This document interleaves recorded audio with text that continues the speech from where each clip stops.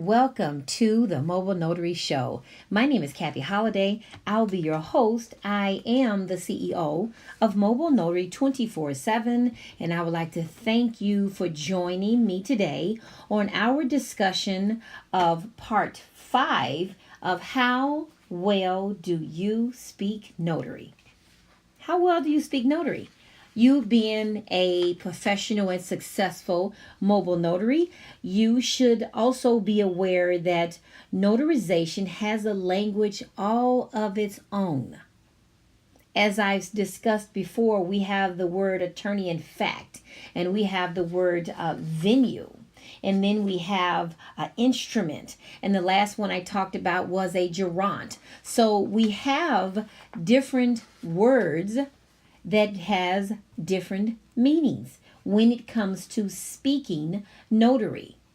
So it can be a bit strange, and it also can be a bit confusing if you are a new notary.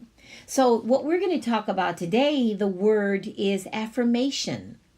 What does an affirmation doing a notarization require? Okay, so does it require a signer to tell the notary what a great person the notary is? Or does it require a notary to tell the signer what a great person the signer is? How about this one? Does it require a notary to promise to a higher power to tell the truth? Or last but not least, does it require the signer promises on their personal honor to tell the truth under penalty of perjury? Which one do you think it is? Remember, how do you speak notary is what we're talking about today. How do you speak notary?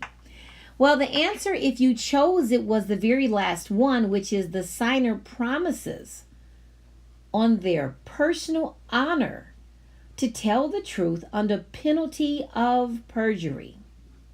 So an affirmation is a promise made by the signer on their personal honor to tell the truth doing a specific notarization. Whatever notarization it is that you're taking care of, that affirmation is just a promise that the signer is going to make on their personal honor to tell the truth. Now, this is different than an oath, which is a personal promise of truthfulness made to a higher power. Now, the signer may choose the oath or an affirmation, of course, before the notary, based on the signer's preference. Again, this is not something that the notary would choose for the signer. This is something that the signer would choose, which I talked in a podcast previous to this podcast. So how well do you speak notary? Know the definitions of affirmation and the difference of affirmation as opposed to an oath. So I do hope that you found this very helpful. Please feel free to comment, like, or share my podcast. Thank you for joining Kathy with the Mobile Notary Show.